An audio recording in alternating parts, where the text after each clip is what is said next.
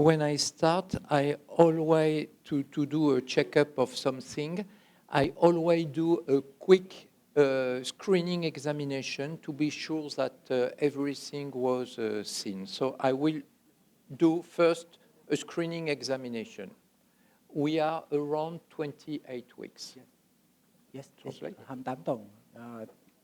Chúng ta đang ở đầu tiên là thầy sẽ khảo sát sơ hình thái của em bé để xem coi có những cái bất thường gì. Và cái bệnh nhân này là hiện tại là khoảng 28 tuần. So first, when I do examination, I always start with the head, trying to look at the axial view of the head with the brain. And this is the axial view, doing the size of the biparietal diameter. Thầy nói là đầu tiên là thầy sẽ bắt đầu bởi cái đầu, và thầy sẽ bắt đầu ở cái mặt cắt ngang của đầu và bắt đầu đo kích thước. And this is the size of the head, and the result is it gave 27 weeks, and it's okay because she's around 28 weeks. Yes, okay. Thì trên cái đo đạc thì thầy thấy là khoảng 27 tuần mấy ngày, thì nó cũng gần với lại cái tuổi thai 28 tuần. So from here, what I do just after, I do the measurement of the cerebellum. Just I tilt the probe, and this is a view of the cerebellum. Thì sẽ đo đạc cái kích thước tiểu lượng não. Okay. And what you can see on the back of the head, you can see the hairs here. Thầy nói là ở phía sau đầu thì có thấy tóc. And when you do a 3D and 2D, you always have to be opportunistic. That means here, you can see this is one ear, and this is a perfect position for the acquisition and the visualization of one ear. So I will do it. Thầy nói là khi mà siêu âm thì bây giờ mình cũng có một cơ hội để thấy được một cái tai, và đây là một cái vị trí rất là tốt để chụp hình cái tai. And you saw the acquisition was fast because I choose a low quality. Thì nói là cái quét nó rất là nhanh, tại vì thầy So chọn cái this is saved, and I put it on the system. I don't try to work on it now. Maybe I will work on it later. Thầy lưu vào hệ thống và thầy không có chỉnh sửa gì. I will chỉnh sửa sau. See the two orbits, and what I will do with my second hand, I will try to move the head to obtain the profile. So with my second hand, you cannot see it, but I move the head, and now we can see the profile with the two hands in front of the face. Thầy nói là thầy sẽ dùng cái tay để đẩy cái em bé để ráng cố gắng cắt được mặt cắt profile. He is moving.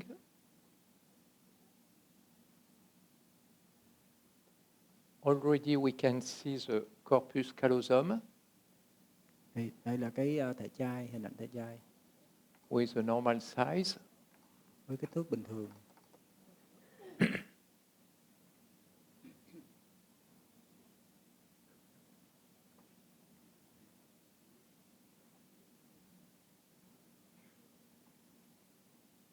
Now, I move, you can see the nose. Có thể thấy mũi. And the orbit. Thấy được hốc mắt. I am sorry because I push hard on the belly, but and this is what I do. I always do the measurement of the distance between the two eyes, the two orbits, but I use mid, but you can choose also internal. Thầy đo cái khoảng cách giữa hai cái mắt thì sử dụng cái trung điểm của hai hốc mắt. But the measurement itself, it's not really important, but if you do it, that means you saw the two orbits, it's a landmark.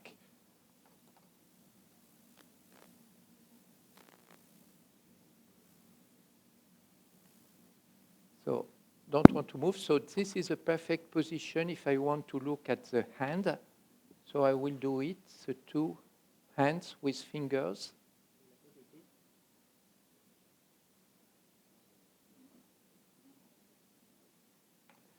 And now from here,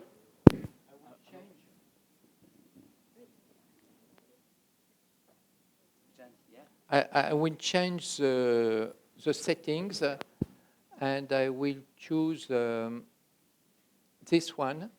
With this one, you can see the bones inside, and we have different settings. That one. And other. And I reduce the gain, and when you reduce or increase the gain, you can see completely change. And what you can see here, this is the umbilical cord, and you can see one vein and the two arteries. Đây là cái vị trí thích hợp để có thể cắt cái hình ảnh của cái tay. Thì thầy có cắt cái hình ảnh của tay và chỉ cái hình ảnh của cái dây rốn.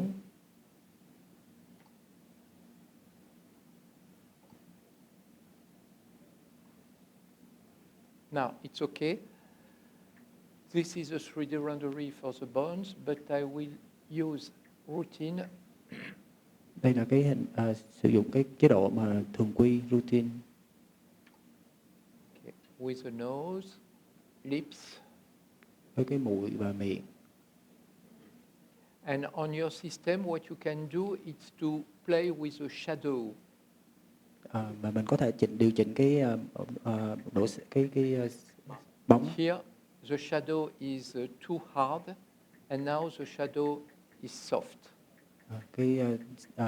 Cái bóng nó cứng và bóng nó mềm.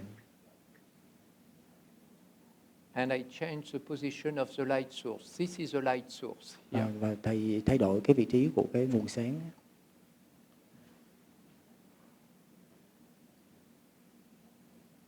And what I do, I save the thầy volume. sẽ lưu cái dữ liệu lại. And now I will turn.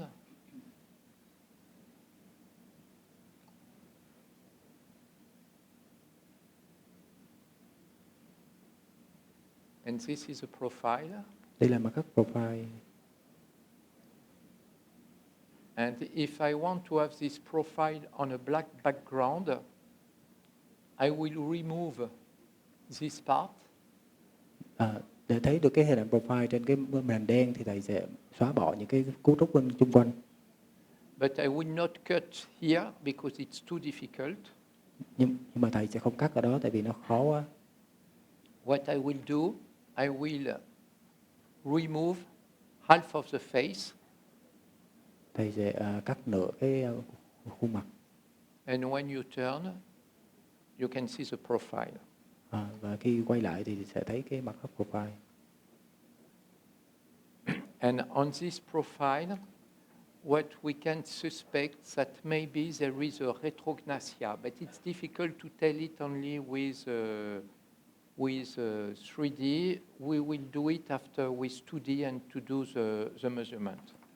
Và thầy với hình ảnh này thầy cũng nghi ngờ có một cái cầm lệm và thầy nói tuy nhiên không nên chẩn đoán trên cái 3D mà thầy sẽ dùng 2D để chẩn đoán.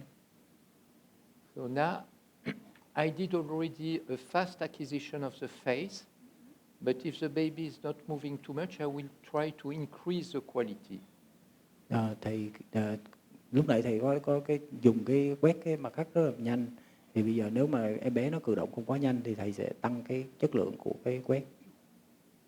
No. Yes, I have to increase the quality and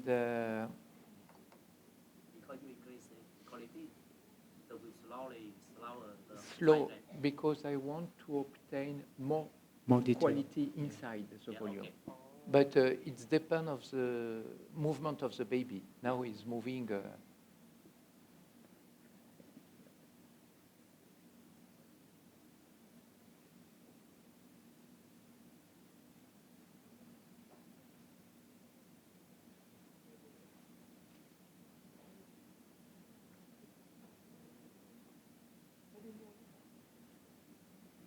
Okay, this is a profile. And how we can know this is a correct profile? Because we can see the nasal bone and also the corpus callosum here. Thầy nói đây là mặt cắt profile và khi mà chúng ta thấy được cái thương xương mụi và cái thể chai thì đó mới là đúng là mặt cắt trộn. And when I look at the face, if you suspect a retrognathia, you can do the measurement of the facial angle. Khi mà nghi ngờ cái tầm lẹm thì mình sẽ đo đạt cái góc mặt. But it's quite difficult to know exactly where you have to put the angle. Nhưng mà sẽ rất là khó để biết được khi đặt cái vị trí đâu. What I prefer to do, it's clear, it's more easy, it's to put a line from the anterior part of the mandible here. And after I draw the line to the anterior part of the maxillary. Để thầy làm đối với cái cách thầy là đặt một so cái. You can see this line here. When you have a usual face, usual profile, you have this line is not in this position, it's here. Thì thầy vẽ một cái đường từ cái xương hàm dưới, cái điểm đầu xương hàm dưới cho lên cái xương hàm trên, cái điểm đầu xương hàm trên. Thì nếu mà trong trường hợp bình thường thì cái đường này nó sẽ nằm sát vô cái vầng trán. And in case of hypoplasia of the middle face, like in Down syndrome, thì trong trường hợp mà nó bị thiểu sản cái xương hàm trên, the line is here. Thì cái đường nó sẽ cắt vô trong bên trong của cái trán. So this is easy to do. It's not really objective because you don't do measurement, but you can already see if it's a retrognathia or not.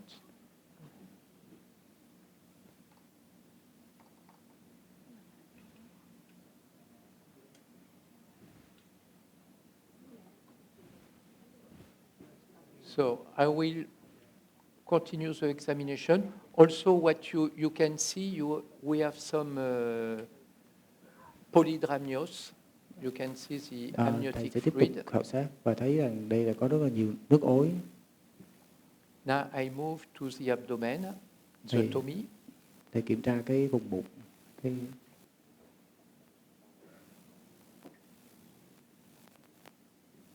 And because of the amniotic fluid, the baby is moving a lot. Và vì có nhiều nước ối cho nên là bé cử động rất là nhiều.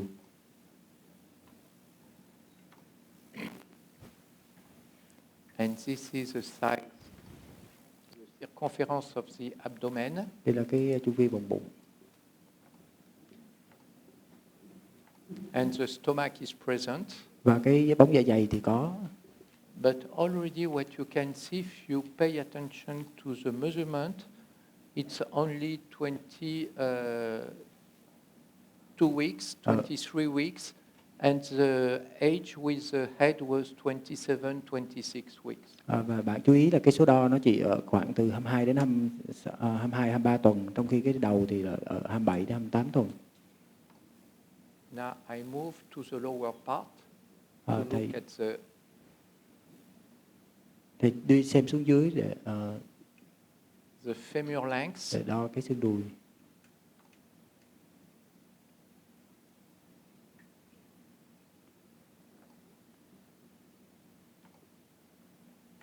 Okay. And when I look at one femur, I always try to look at the other one. Thì khi mà thầy thấy được một cái xương đùi thì thầy sẽ kiếm luôn cái xương đùi bên kia. So I move from one to the other one, and after I follow the legs to the feet. Thầy sẽ theo cái đùi và xem cái chân, cái bàn chân. And you can see the feet with the toes. Thì đây là cái bàn chân với lại những cái ngón chân. And from this position, what I do, I will do a 3D of the two feet just to prove that the position of the feet are normal. Thì thầy sẽ làm 3D của cái chân để xem cái vị trí của chân nó có bình thường hay không. And I choose the transparency mode. Thầy sử dụng cái chế độ transparent. And you can see here. Và đây one foot. Đây là cái chân. And the other foot. was on the back. What you can see here also, this is the umbilical cord. Và bạn có thể thấy đây là có những cái dây rốn.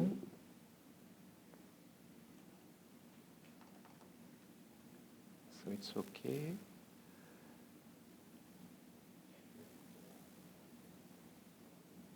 Again, profile. If he's not moving, I try to take another volume. Thầy thử You can làm see một cái acquisition was slow. một cái mặt cắt tiếp theo với cái chất lượng cao hơn. And the mandible looks, this is because of the retrognathia, and also it's asymmetrical. Thầy thấy có một sự bất cân xứng. But for this, I need to know, because maybe the baby moved during the acquisition. It's difficult, but I will try to see it. Thì thầy có thể là một số trường hợp thì do em bé nó cử động cũng sẽ làm cho cái nó bất đối xứng như vậy.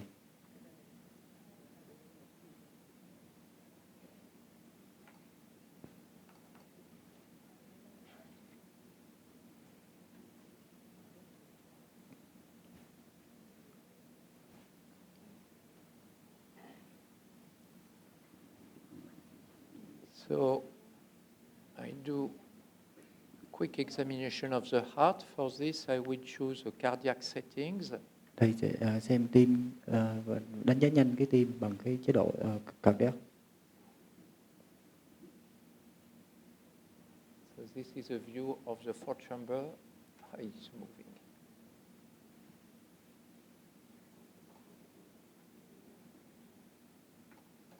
Fourth chamber, I Bốn buồng tim. use the color Doppler. Thầy dùng với mốc mạch máu.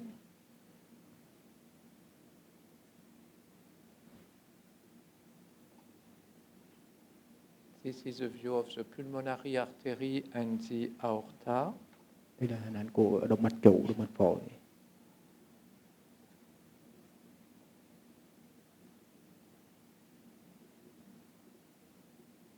And this is the aorta. Đây là động mạch trụ.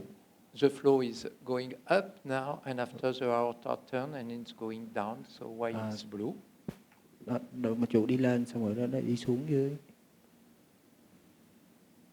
So the heart, it looks normal. Also what I do, I always try to look at the pulmonary vein. Cái tim có vẻ bình thường và thầy sẽ xem On thêm the cái left động atria. mạch, cái tĩnh mạch phổi. Okay, this we can see one pulmonary vein here. Thầy thấy đây là một cái tĩnh mạch phổi.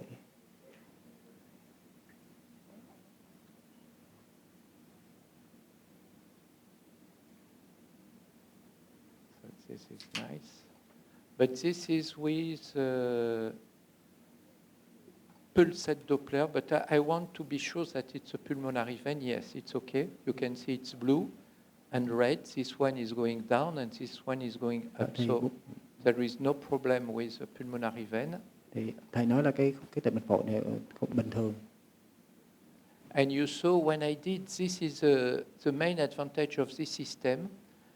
When you work on the heart, sometimes you want to work with the heart. You have on the system, you have what we call the flow profile. You don't have to go back to change your settings. And from here, if you want to look at the pulmonary vein, you just have to press on other button. And this is the correct setting for the pulmonary vein. So this is really nice because you will not lose your time changing the setting. You just have to press on one button what you want. Exactly the same with the brain. So first, this is I will take. Thầy nói là thầy có hai cái chế độ để sử dụng trong tim, thì một chế độ là cái PRF nó thấp là để xem cái tĩnh mạch phổi, còn chế độ để xem cái to do the cerebral artery, this is the setting for the cardiac. Okay, but I say I want to have the middle cerebral artery. I just press on it, and automatically you have the good setting for it. Thầy cũng sẽ có hai cái chế độ đó đối với cái động mạch não giữa. So this is nice. So still it's possible to see one here, but I need the other one. Thầy mới thấy được có một cái tay và thầy cần xem cái tay còn bên cạnh. What I can show you, I will try to show you complete view of the fetus. It's difficult because it's already a large fetus, but I choose a large box maximum and with quality low, Thầy and I start the thầy muốn acquisition. cho xem cái hình ảnh của nguyên em bé, tuy nhiên em bé lớn cho nên thầy phải chọn cái chế độ quét nhanh và nó chất lượng thấp. And this is a view with a transparency. Đây là cái hình ảnh chế độ ở cái transparent mode. And what I like with this mode, you don't have to use too much the magic cut. Cái chế độ này thầy thích là tại vì nó không cần sử dụng nhiều quá cái magic cut. And this is another setting. And setting with transparency, what I will do, I reduce again. And when you reduce again, you can see the bones inside. Thì cái chế độ surface mode nếu mà giảm cái gain đi thì nó cũng trở nên thấy được cái bone, cái xương.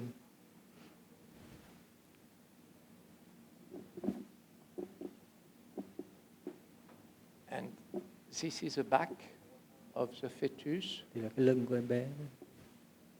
The spine. I shake the baby, try to move. Để lắc em bé để cho em bé nó xoay.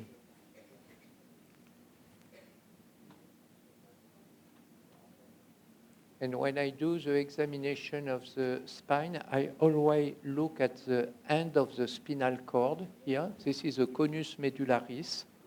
And to know if it's in the correct position, when you move from one side to the other one, the conus medullaris is the level of the end of conus medullaris is always, we are here, in the middle of the kidney. You can see one kidney here, and this is the other kidney. So we can see it's on the correct level. Thầy nói là khi mà xem cái cuộc sống thì thường sẽ chú ý đến cái chóp tụy, và cái vị trí mà chóp tụy bình thường đó là nó sẽ nằm ở giữa cái thận. So with this position, we will try to obtain a view of the vertebra. Vì em bé nằm tư thế này cho nên thầy Always start with a sagittal 2D view of the spine. Thầy sẽ xem cái hình ảnh của cuộc sống, thì sẽ bắt đầu bởi cái mặt cắt sagittal của cuộc sống.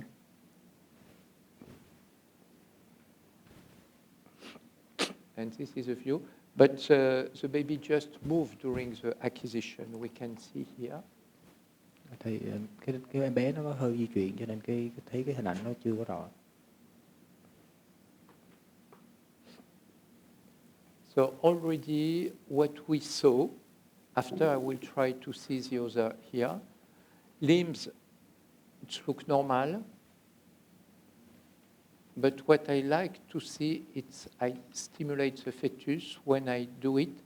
Okay, the opening of the hand with the finger, so it was okay.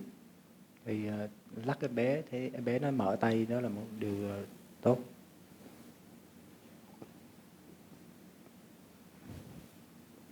And with fingers.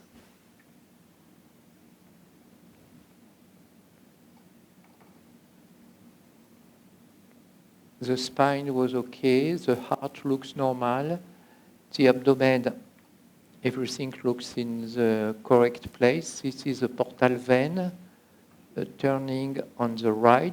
This is the stomach, and the fetus, the head is up. And this is the bladder. 2 kidney, I saw it. The legs looks normal. Umbilical cord, you have 2 arteries and 1 vein. Thì nói là cái em bé này thì nãy giờ thầy check thì thấy là cái chi là bình thường, tim cũng bình thường, bụng thì cái tĩnh mạch rốn thì nó đúng vị trí, và cái dạ dày bình thường. When you have lots of amniotic fluid, you have to look at the stomach. The stomach is present. Khi mà có thấy nhiều nước ối thì phải chú ý đến cái bóng dạ dày. And around the neck, you have to be sure that you have no liquid part, the paunch of the esophagus. Mình sẽ kiểm tra luôn cái vùng cổ của em bé xem có cái dấu pouch size của cái hẹp thực quản không. And also you have to check the thyroid gland.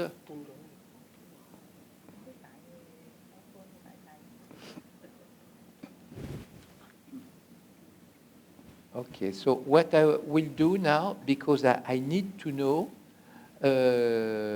this is a baby, it's a little bit small, especially the section of the abdomen, and you can see the eyes.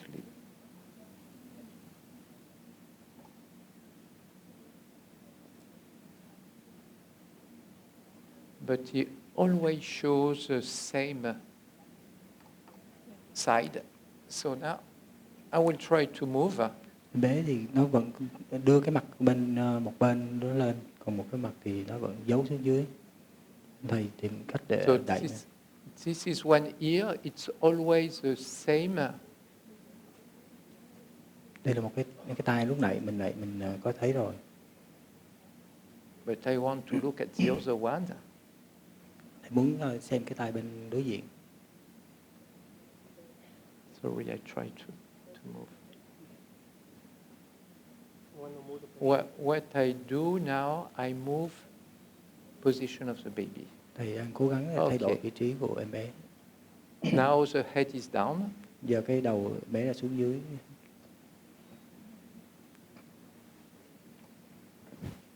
But still is the same ear.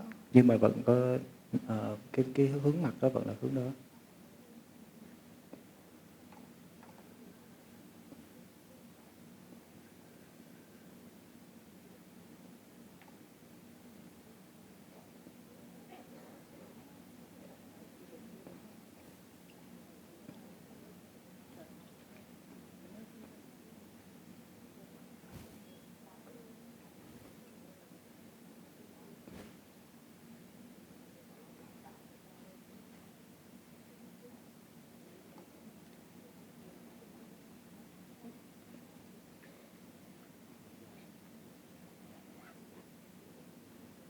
Fingers again, it's okay.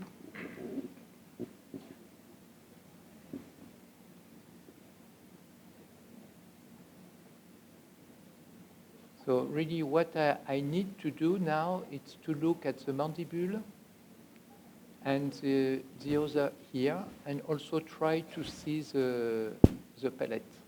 Look at this. This is the nose and the nasal cavity. Và cái lỗ mũi.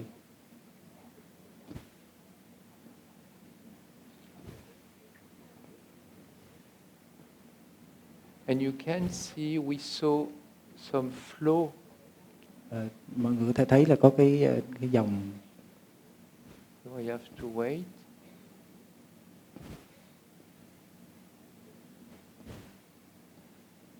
When you try to see the flow inside the nasal, you have to wait because, and especially because now we are not completely in the third trimester.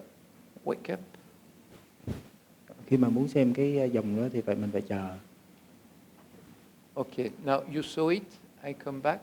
So that means you can roll out choanal atresia.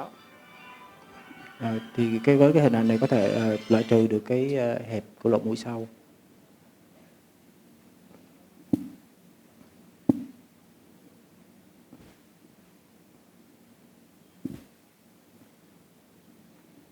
See, when you want to do a checkup and when you want to look at everything, you have to fight with the baby. Khi muốn thấy được mọi thứ thì mình phải chiến đấu với em bé. And always I can see only one ear, the right one. Okay. So already I will try to demonstrate it, but this is the other ear Đây là You cái can tay cái bên kia with an abnormal shape. với cái This hình is the ảnh bất left thường. one. Đây là cái tay bên trái.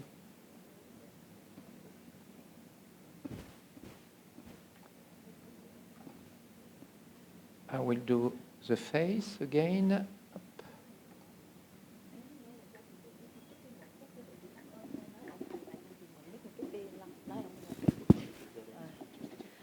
Đâu rồi, ổng đâu rồi? Tú ơi, Tú. Xin lỗi các anh chị một phút thôi ha, tại vì mình phải cảm ơn anh Nguyễn Anh Tú là người đã phiên dịch cho chúng ta cái hội thảo hôm nay. Xin các anh chị cho một tràng pháo tay là đã giúp cho chúng ta chuyển tải được cái nội dung của thầy đến chúng ta rất là rõ ràng ha. Thì rất là cảm ơn anh Tú. Rồi. Dạ, xin cảm ơn.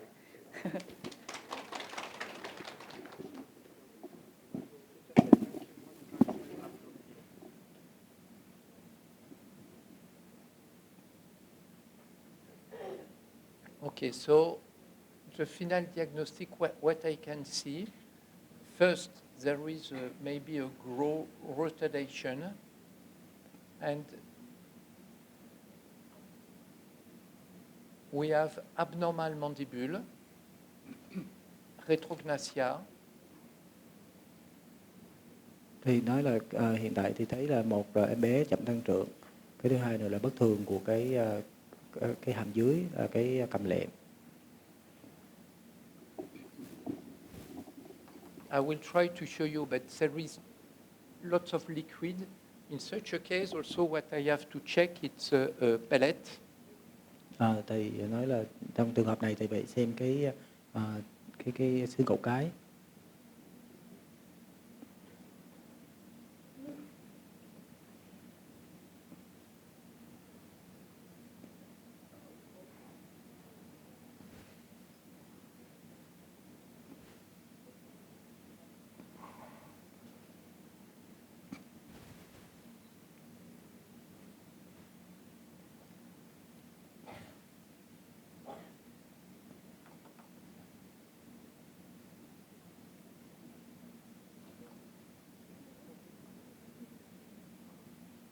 So now I do another approach, is from the back.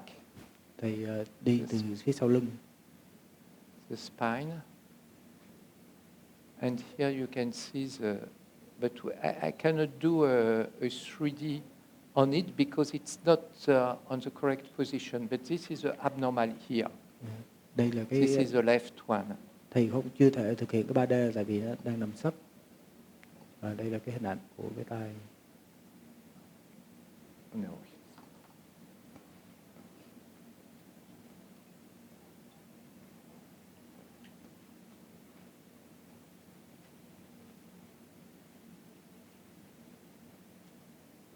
So in such a case, if I have to find everything on it, and if the baby is not in the correct position, in my practice, what I do is I stop it, and 1 hour after, I do it again, because sometimes the baby turns completely.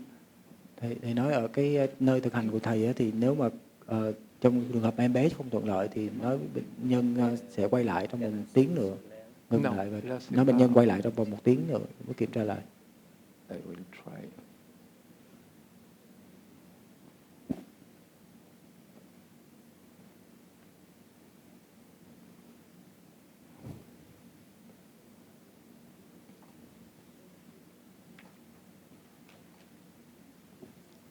But the condition is really good because the placenta is posterior, where there's a lot of amniotic fluid, but the baby is not in the perfect.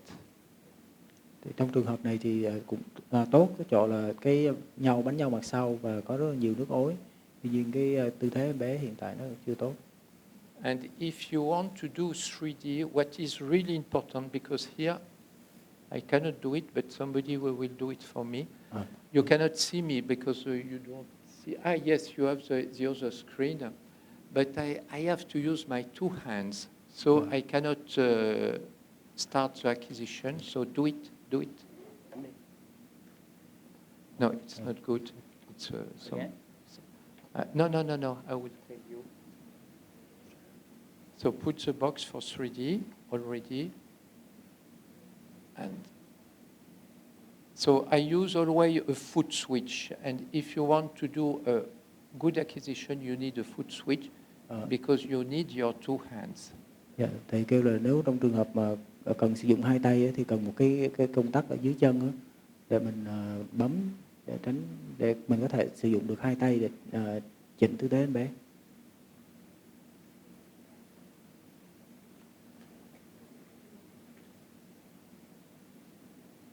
So what we will do, so at that point, we suspect a kind of it's asymmetrical, maybe it's a golden heart syndrome, and what we will do, maybe I will do another lady, and after we will see if the baby is in a better position.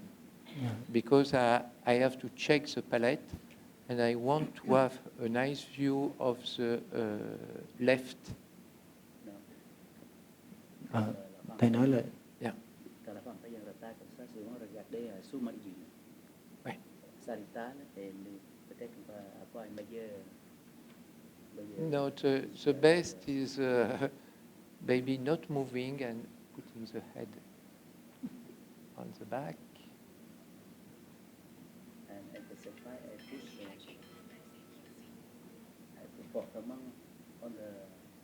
Okay, so I cannot do it. So what I will do, I will come back on this lady later, thầy nói if là she stay here. dạ, thầy nói để chút nữa thầy xem chắc thầy xem. Ra ngoài tí rồi tí thầy qua lại nữa nghe.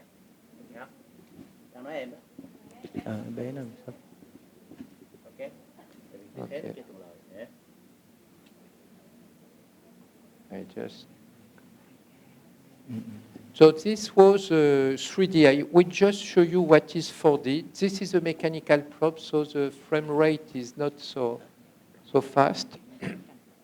And this is 4D. Đây là hình ảnh 4D. That means this is a real time. Cái, But you can see here, the frame rate is 3 volumes per second. That means it's 3 pictures per second. Đây là cái số đó là cái số cái hình ảnh trong một giây. Đây là ba cái hình trên một giây. Tại mình đang sử dụng cái đầu dò bằng điện tử đó, cho nên nó cái tốc độ quét rất là nhanh.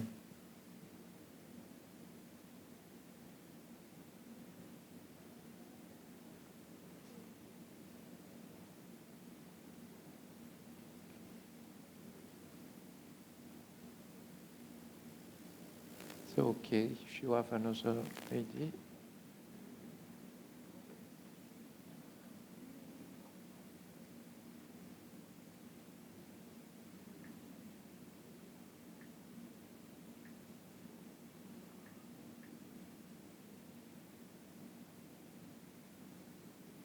Đây hình ảnh. Thầy có nói là cái ca này là thầy có một cái đa ối chậm tăng trưởng và có nghi ngờ sự bất đối xứng cột mặt, cho nên nghi ngờ hội chứng Golden Hair. Tuy nhiên tư thế bé nó chưa thuận lợi, cho nên thầy sẽ chút nữa thầy mới scan lại. And this is this case. And what I can do, I just load again the volume, and I will try to work with a multiplanar view. This is a multiplanar. Thầy sẽ sử dụng cái volume cũ để dùng chế độ đa mặt phẳng. And if I want to be sure of the profile, what I have to do on the B windows, this one, I have to rotate the two orbits to put it horizontal here. Để chắc đây là mặt cắt profile thì thầy sẽ chỉnh cái mặt cắt B nó thẳng. I put the dot, you can see the dot here. Thầy đưa cái chấm đó. And I will put it exactly in the middle. Vào giữa. Đưa chấm vào giữa. Is a real profile. And you can see this retrognathia. And I will do it again, the line from here. Và đây là cái mặt cắt profile và thầy chỉnh đo lại cái góc này, cái hình này để thấy được nó có cái cầm lẹt. But I cannot look at the palate with this acquisition because we have a shadowing, and we can shadowing from the nasal bone here, a shadowing here from the maxillary. Mà thầy không thể thấy được cái cổ cái từ cái mặt phẳng này, tại vì có rất là nhiều cái bóng lưng từ cái xương mũi và xuống dưới. So, and when I move, I try to look at the mandible, but the mandible is smaller and also it's asymmetrical. So it's why there is a risk of golden heart. And the mouth is wider on the left side. Thầy cũng nói là cái miệng của em bé có vẻ thì nó lớn hơn ở phía bên trái.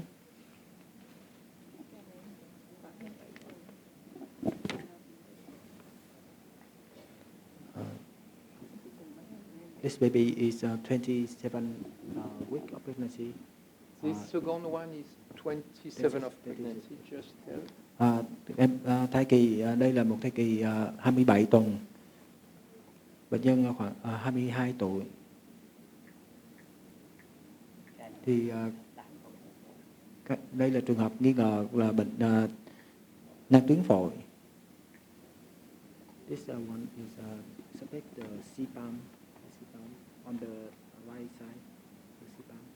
CC on the lung. Okay.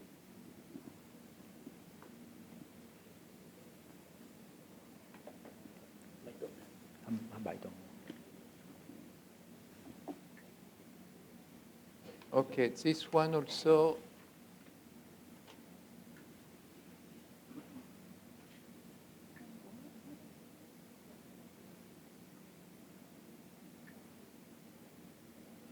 But this one is, you can see the difference, there is less amniotic fluid. Cái thai này thì có ít nước ối hơn. This is the brain. Đây là cái não. The posterior fossa with cerebellum looks okay. Hố sau với lại tiểu não có vẻ bình thường.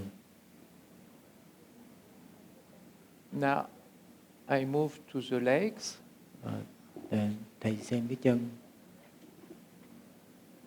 Femur larynx. Xương đùi. Spine. Cột sống.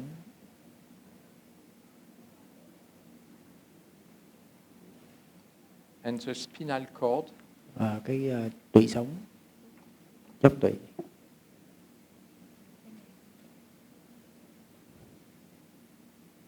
Okay, and what we can see already, we can see here. Ta có thể thấy ở đây là the lung is a little bit too bright here. Okay, the part of the lung. Phổi có vẻ quá sáng. And also we can see some cyst. Và inside. có thể thấy một số cái nang nằm bên trong.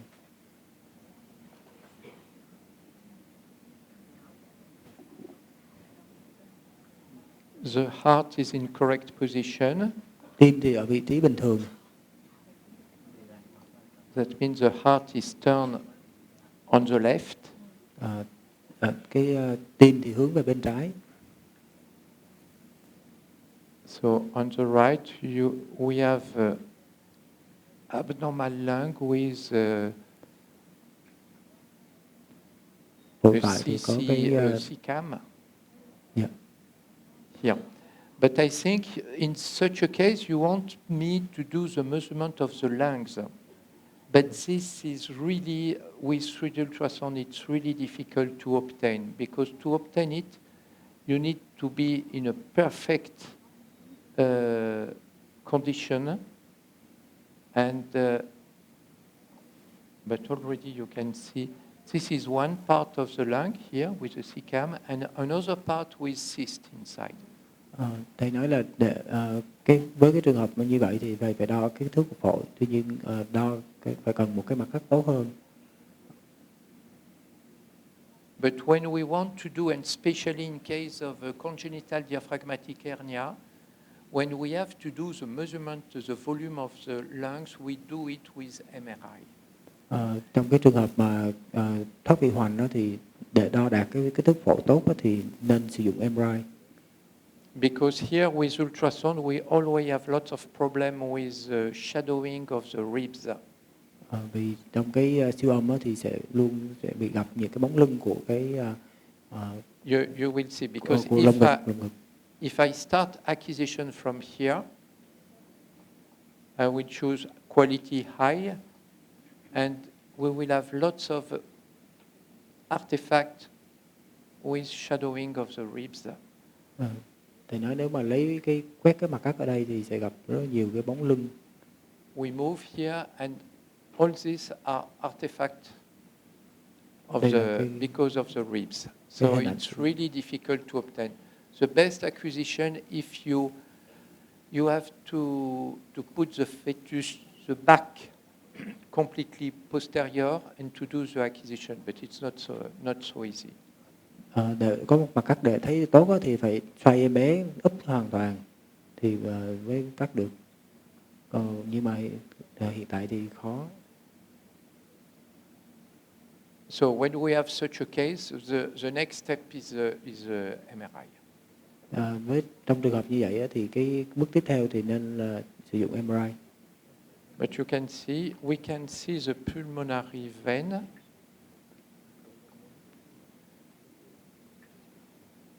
Thì thầy đang kiểm tra cái tĩnh mạch phổi.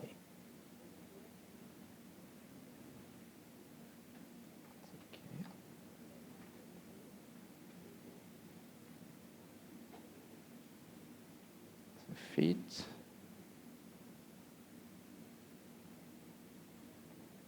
So I don't know what I can show you now on this fetus.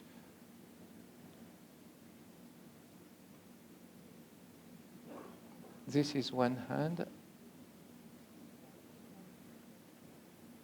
Đây là bàn tay.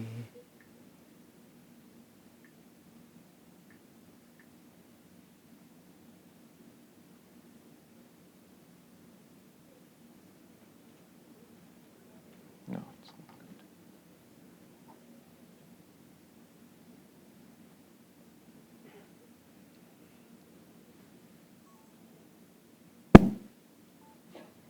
So if you have to do the measurement, if you want to do the follow-up, here from 3D it's not possible, and especially you can see the back is up, and but what you can do is to do the measurement of this part, and so this is the right lung, and it seems to have really two different parts. One is hyper-echogenic here, so you can do the measurement from here to here and here to here.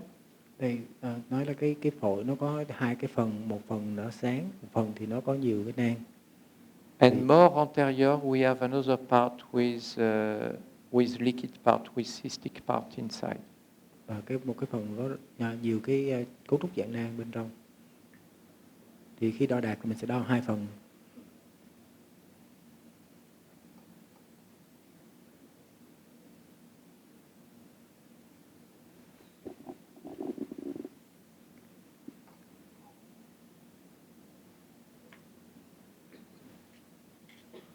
So I will try to, on this fetus, because it's 27 weeks, the first one was also 27 weeks, I will try to obtain the profile. Thì cố gắng bắt đầu cắt thử bằng các profile của em bé. So again, I will use my two hands. Thì thầy sẽ dùng cái hai tay.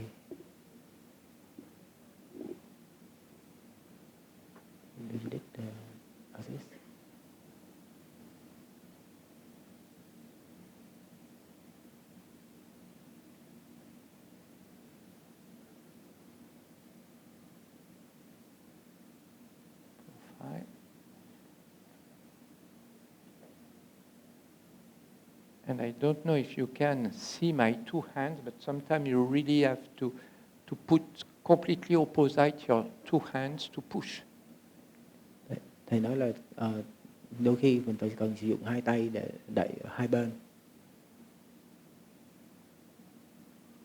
Okay, we will start acquisition.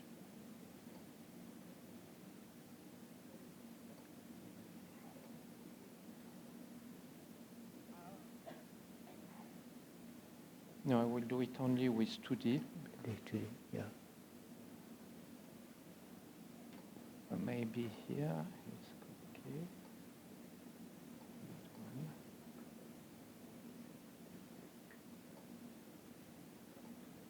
So just a fetal face.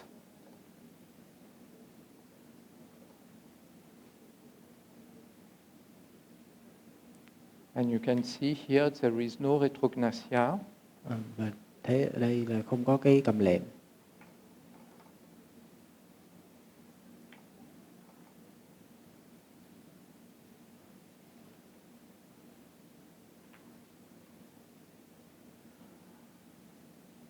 Okay, just be ready. Start.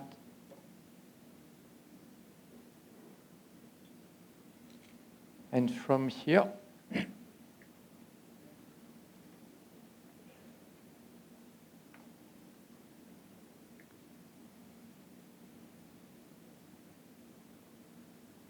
again, I try to find the other orbit. Thầy Profile. kiếm cái bằng cấp cái qua hốc mắt xong rồi thầy sẽ cắt được bằng cấp profile. That means here, this is a normal profile. Đây là bằng cấp profile bình thường. And this is the... Okay, we can see the anterior part. And if you draw the line, you can see this is a normal position. On the other one, other fetus with retrognathia, because the mandible was here, it was in this position. Thầy chỉ ở cái hình ảnh, đây là cái hình ảnh bình thường, cái vị trí đường thẳng đó là bình thường. Còn trong trường hợp mà cầm lệm thì cái đường nó sẽ đi ra phía trước. So, okay, so I cannot demonstrate more. In this case, it's really difficult to do volume measurement with 3D ultrasound. Trong trường hợp thầy nói là thầy với trường hợp này thì rất là khó để làm cái volume đo cái thể tích bằng 3D.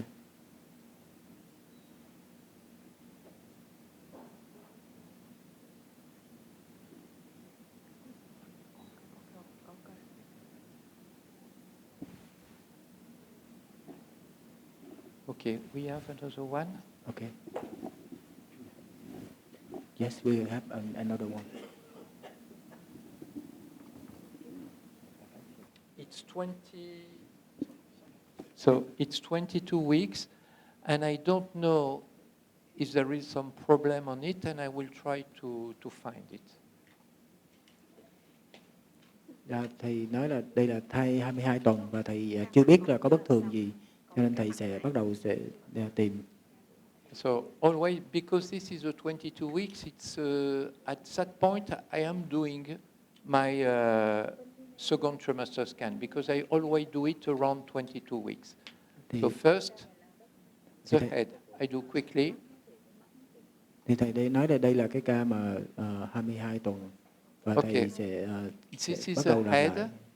We can see the different parts, the size of the head. Đây là bắt đầu từ mặt cắt lượng định. Thì đo kích thước của cái não. I look at the posterior fossa. Thầy xem cái hố sau. The cerebellum with normal size. But when I do the examination, it's always, when you start, you can do a quick scan. And already I saw with this quick scan, I don't know if you saw it on the room, but there is a problem with the ventricle. So I know it, but I will see later. Thầy nói là thầy có thấy có vấn đề ở cái não thất, tuy nhiên thầy sẽ xem lại sau. Orbit, the two eyes with the lenses. Thầy xem cái mắt, hốc mắt của em bé. Profile. Các profile. With the corpus callosum here. Đây là cái thể chai, hình ảnh thể chai.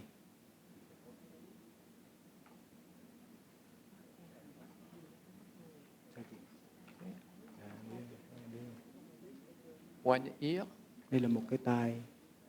And because it's 22 weeks, the ear, you have, it's always between 15 and 20, 22 millimeters. So, and the size is 17. So normal. Đây, ở 22 tuần thì cái tai thì khoảng từ 15 cho đến 22, cái 22 mm, thì đây là 17 mm là bình thường. Nose and lips. Mũi và môi.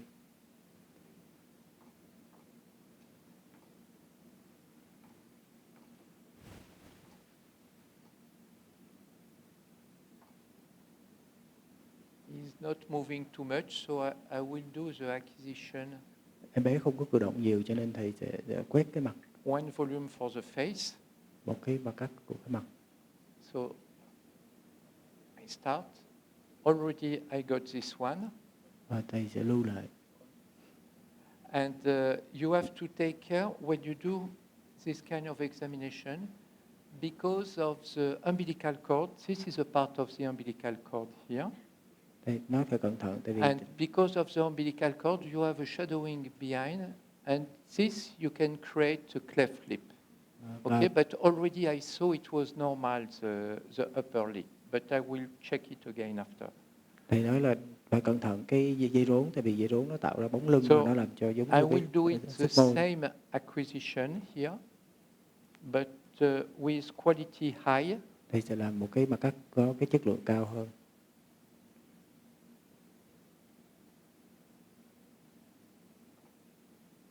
It's okay.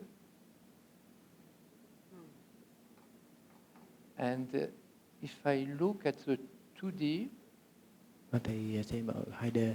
after I have to know what is this, Thầy muốn but maybe it's something stuck on the skin. có cái gì đó nó dính lên da em bé ở vị trí đó. Okay. One hand. Cái tay em bé nó You can see here I do the acquisition, but it's a slow acquisition with high quality. đây là một cái mặt cắt cái quét mà với cái tốc độ chậm, với cái chất lượng cao. So I save the volume. And this is what I do when I suspect something. I do my examination. I save volume, but I don't work with the volume now. I will do it later. Thì thầy nói là thầy sẽ lưu những cái thể tích đó và thầy sẽ kiểm tra lại sau đó, chứ không có làm ngay bây giờ. So this is abdomen with the stomach. Đây là cái bụng với cái bóng dạ dày. The legs with femur length. Và chiều dài xương đùi.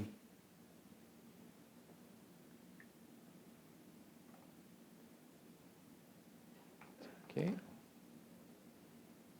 The feet. Đây cái chân.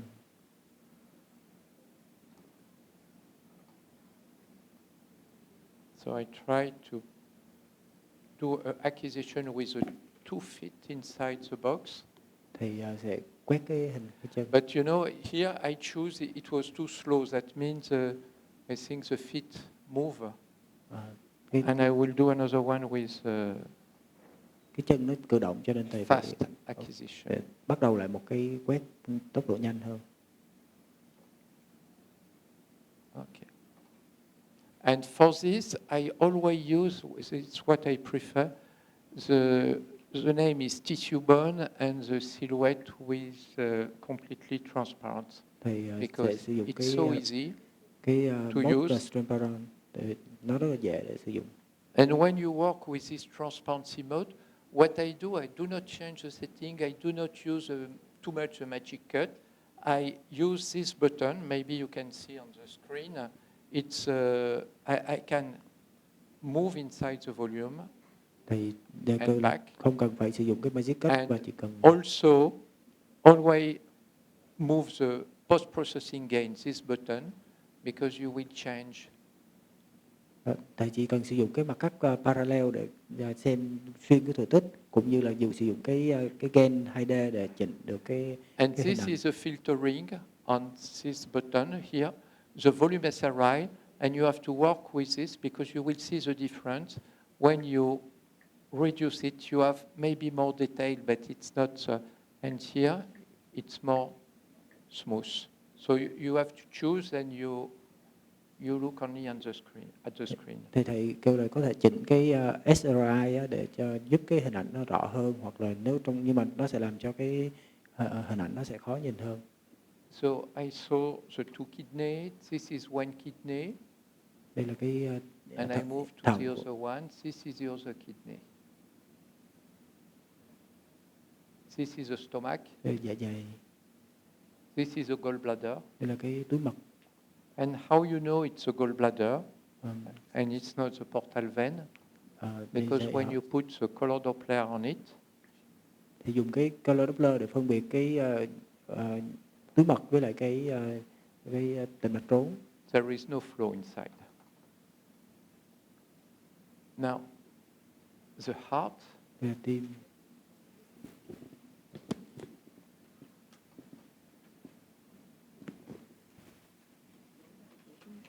already with only black and white, because it's really clear, we can see the different part of the heart, Dạ. the two ventricules,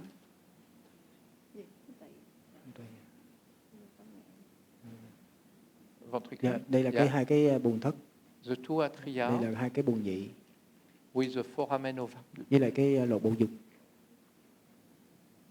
We can see the pulmonary vein Đây here là cái tĩnh mạch phổi hai bên. and here. This is the starting of the pulmonary artery Đây là cái here, van của động mạch phổi. and this is the aorta. Đây là cái động mạch trụ. And with color, Và bật cái bốc Doppler.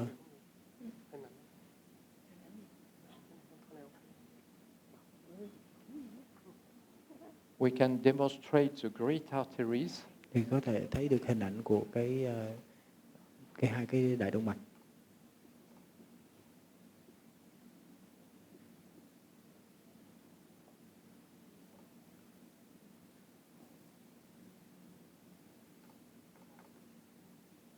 So it was normal. Maybe you want to know, because the fetus is in a nice position, what I will do, first I check the pulmonary vein.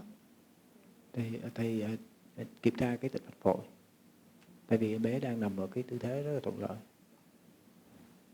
Okay, I will show how to use 3D with the heart, Thầy sẽ chỉ cái cách sử dụng 3D với tim. because you have a specific tool, the name is the stick. Rồi có một cái công nghệ là stick. But when you use the stick, I will show you, you have to click on 4D and to choose stick. Khi muốn sử dụng thì mình phải chọn sang mất 4D và chuyển sang cái stick. This is a box for the acquisition. Đây là cái hộp để thu tín hiệu, thu cái. You can choose the acquisition time. I always choose 12 seconds. Thì có thể chỉnh cái thời gian quét, thì thầy thường là sử dụng 12 giây And I will start. và thầy bắt đầu. But it will take 12 seconds. And if the baby is moving, Thì thầy sẽ chờ 12 giây. so it was not so bad because the fetus was not moving. Thì But I choose a box a little bit too small. This is not the real time. Now I don't use the probe. It's only I move inside the stick. You đây là can cái see, and khối thể tích. the box was a little bit too short because we cannot clearly see the great artery. So I will do it again.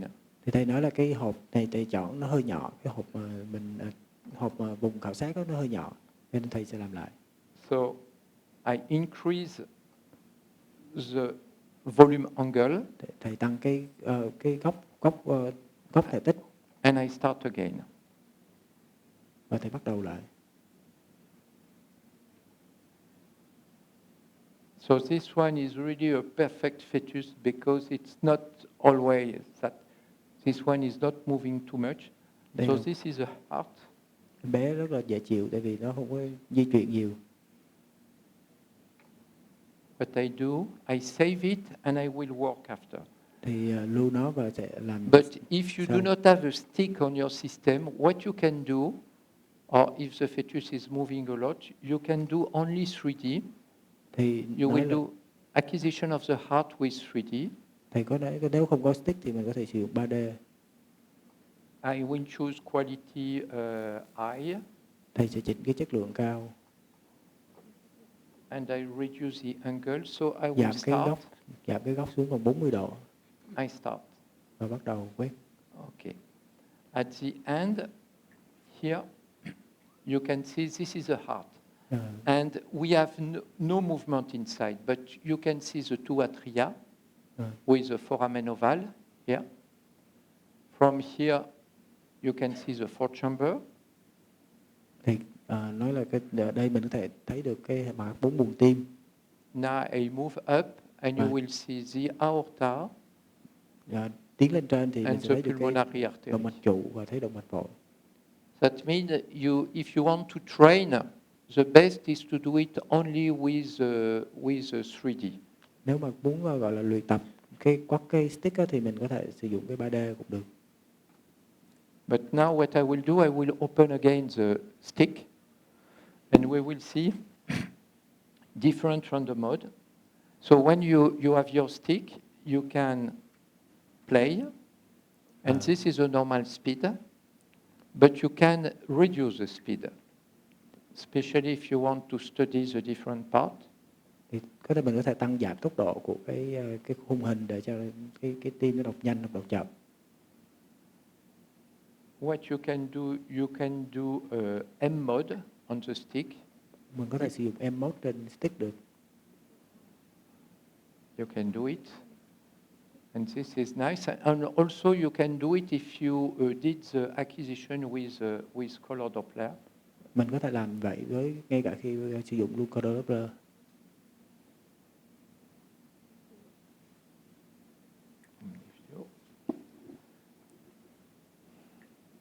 And I will use random mode. I don't know what we will see inside, but I try.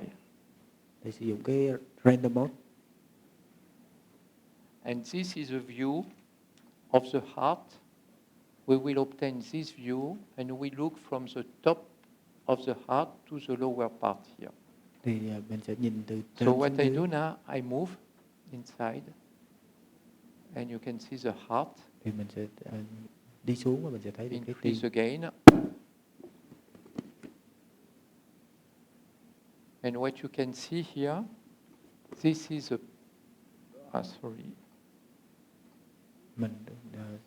I move the position of the light source. Để chỉnh cái nguồn sáng.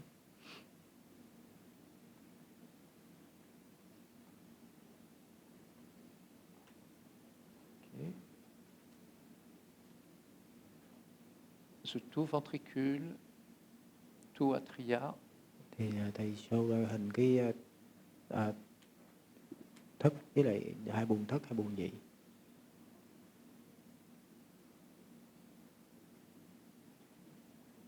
And we can. So this is nice. Okay.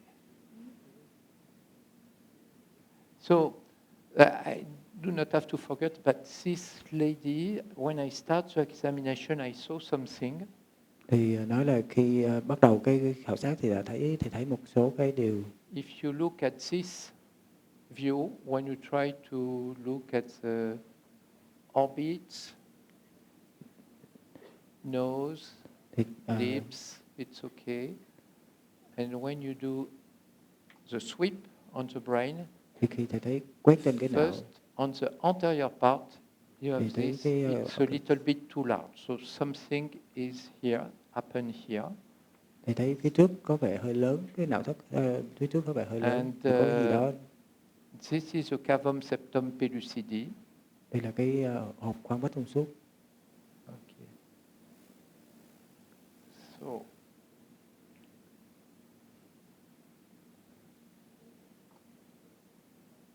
I will try to obtain acquisition of the brain. Thầy sẽ quét cái thể tích của cái não. Maybe I need a foot switch.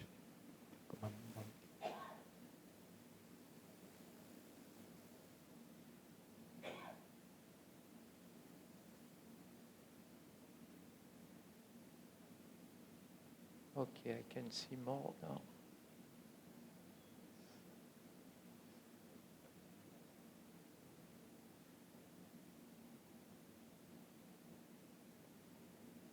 You can see we have a communication between this ventricle and the cavum septum pellucidum. Thì thấy là có cái sự thông thương giữa não thất bên đây với lại cái khoang phát trong suốt. Also there is something here. Và thầy cũng thấy cái gì đó bên đây. And this is, I cannot see, I will try with color Doppler.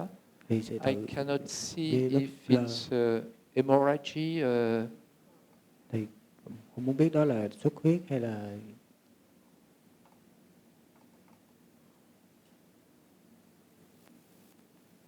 So what I will use now is a color Doppler. Thì sử dụng color Doppler.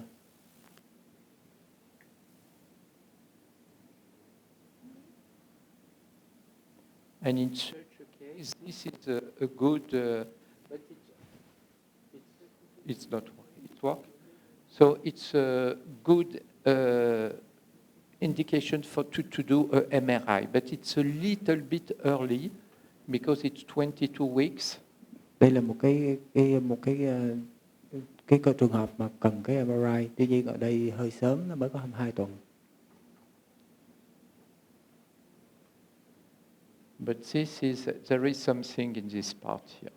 Và có cái gì đó ở trong cái phần này.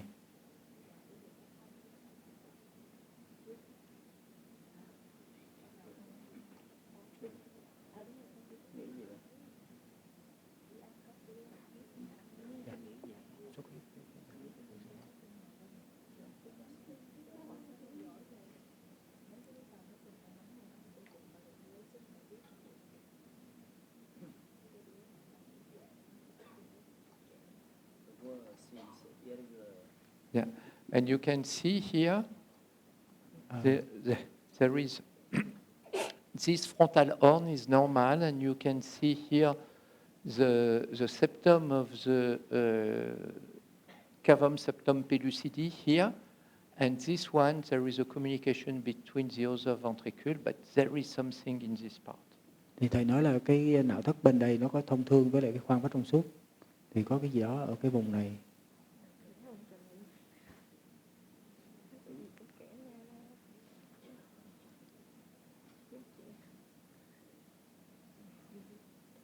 So it's difficult now to tell if it's a kind of clot because of hemorrhage, or if it's a part of the brain with some problem on it. Thì thầy nói bây giờ mình không có thể chưa thể phân biệt được nó là một cái máu đông trong cái xuất huyết hoặc là một cái phần gì đó của não. But when we have a schizencephaly, on the major part, it's always a communication of this ventricle with the outer part of the brain. But I never thought this is a kind of rupture of this wall. But the main problem is not here. The main problem is this. Thì thầy nói đây không phải là một cái trệ não, tại vì trệ não thì mình sẽ thấy một cái đường thông ra cái khoang dưới nhện luôn, nhưng mà cái này thì không phải. So what I do in such a case, I try to move the baby and I do a perfect examination with a transvaginal probe. But we still have something here. Trong trường hợp này thì thầy nói là mình có thể xoay em bé lại xuống dưới, đầu xuống dưới để mình quan sát bằng cái đầu dò âm đạo.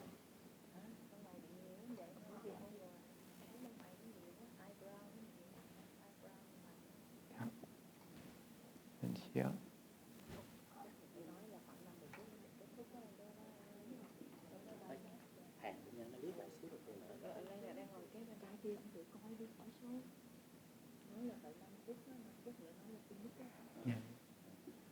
And this is not, I will try to do, but this is not the best to do the acquisition of the complete brain, because if I do it from here, I will have shadowing.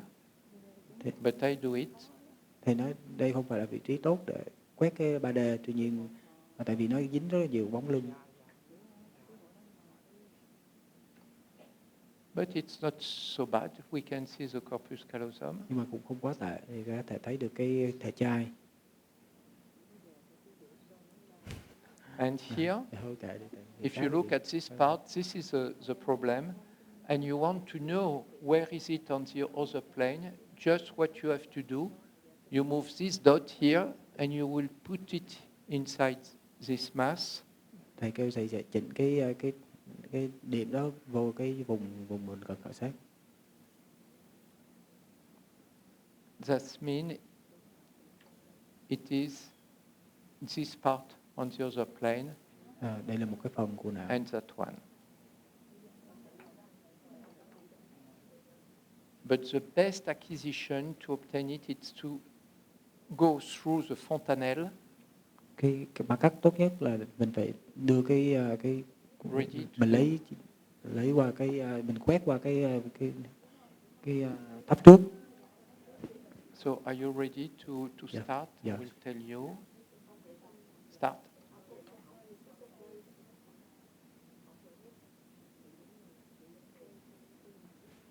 Okay, this one is better.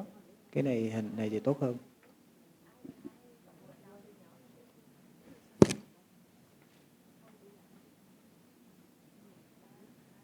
Okay, so what was the diagnostic for this one? She has already a diagnostic or not?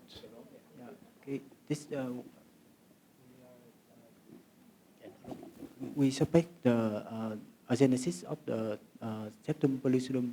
Yeah, but on one side. Yeah, and we suspect it's a hemorrhage. But you saw already this hemorrhage? Yeah, we suspect, but we cannot prove it. Look at this, but Yeah. there is a problem. Not sure it's a hemorrhage, sometimes it's another problem, Yeah. but you have to do the follow-up of this part. Yes. We need MRI in. Yes, but in our country, they don't like to do MRI when it's so early, because after they will ask another one. But in such a case, it's so important. The advantage of the MRI, it will tell you if it's hemorrhage or if it's a tumor or something else. And it was changed in our time, the size, dimension. Yeah. Okay, but this was already measured or not? Yes. It's already measured. Yeah. I'm not sure. Can you put the Doppler to see the where I saw the Doppler, it was normal. I did it just before. Thầy nói là cái tổn thương này thì mình phải theo dõi, và trong trường hợp mà có thể mình sử dụng MRI nhưng mà hơi sớm, tại vì ở cái nước của thầy thì cái MRI ở chị dạng này thì hơi sớm, và nhưng mà MRI thì nó sẽ giúp phân biệt được cái này là cái xuất huyết hay là một cái khối u của não. Thì thầy đề nghị là mình nên theo dõi cái kích thước của cái khối u này, cái khối tổn thương này, để xem nó sẽ như thế nào. There is no vascularization inside. Và thầy sử dụng cái Doppler thì không thấy cái mạch máu, không thấy cái hình ảnh của cái tín hiệu Doppler bên trong cái khối đó. Yeah. But now I think we have only 10 minutes more. Yeah. And what we will do, maybe I will see again the first one with to see if the baby move. Thầy muốn xem lại đứa bệnh nhân đầu tiên này. This is the first one to see. And this is another acquisition. I will do it.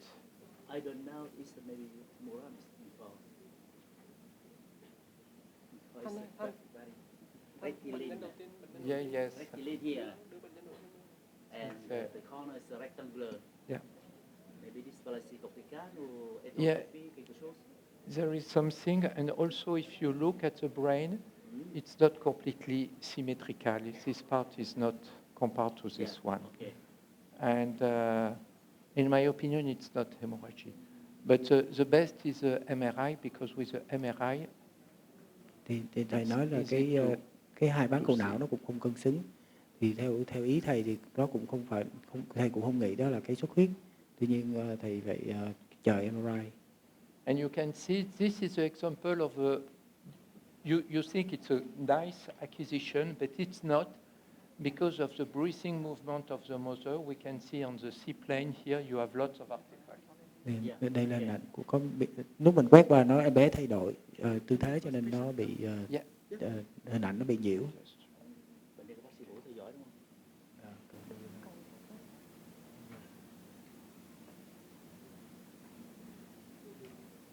Okay, we can see more here.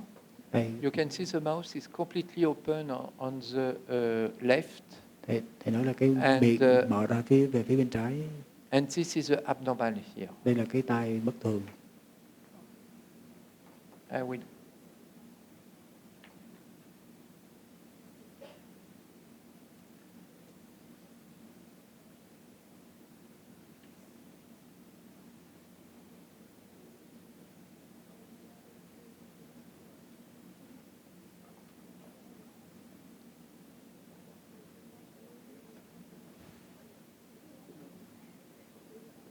I try again the palette, but Thầy cố gắng cắt cái palette thôi.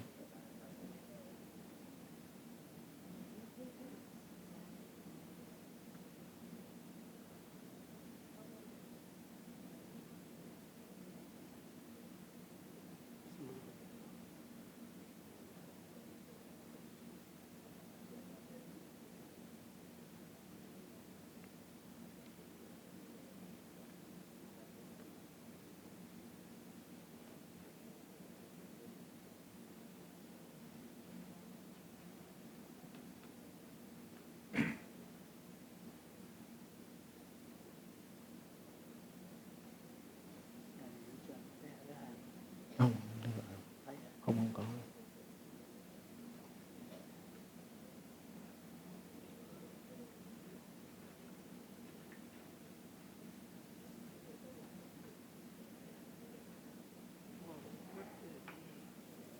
yeah.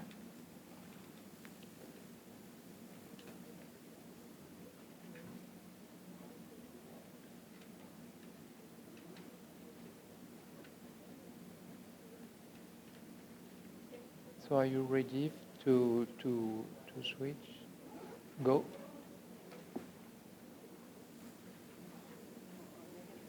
And if I go to routine.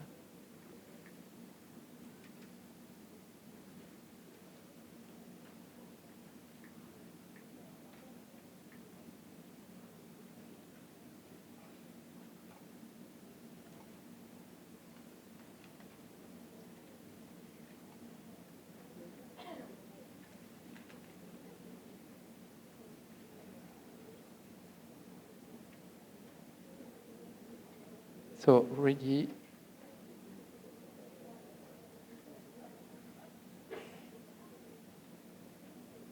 Go.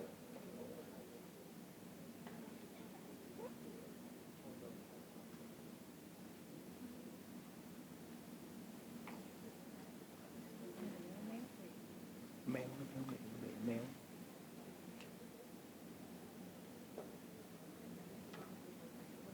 Go.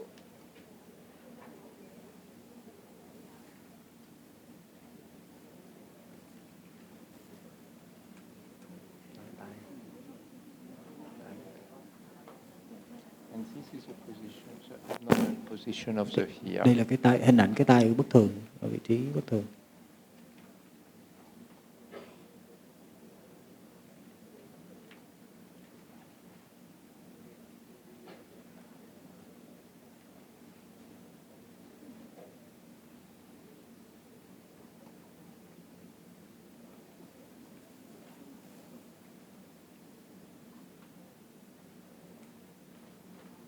Yes, this is a really aspect of a golden heart. Thầy nghi ngờ cái hội chứng Golden Heart.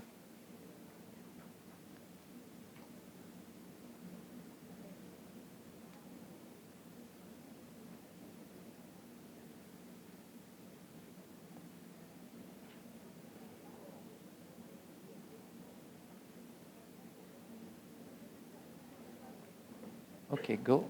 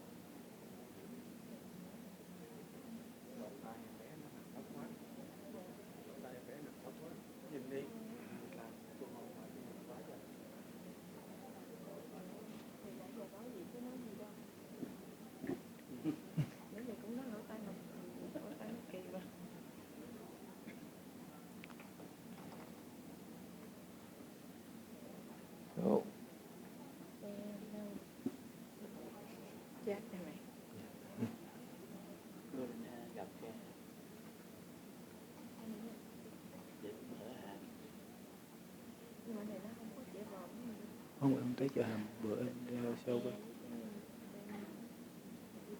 có cái mình gọi để ông này struggle cái này miệng rộng.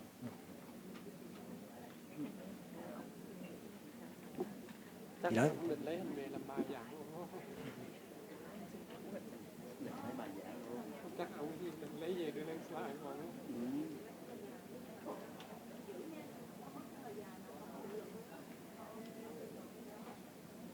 Cái này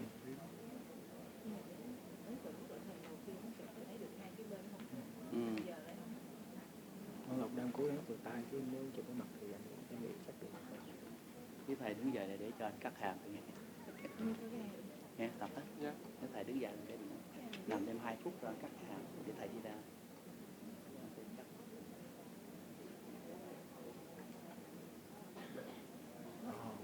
Quá đẹp. Excellent. Dạ. Có miệng cái miệng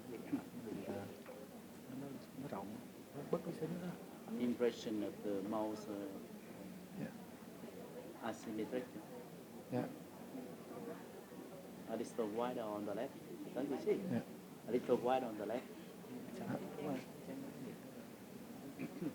Okay. So when the palette, I cannot see it, but it's not. Không thấy được cái hàm.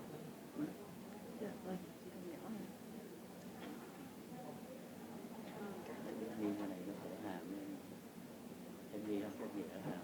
Em có cắt cái mặt cắt dọc đó em thấy Thấy hả? ok cái hàm ok. Thấy được cái I didn't see the posterior edge of the. Yes, but because it's difficult because of the depth. xa quá, It's far from the probe. xa ở cái thì quá.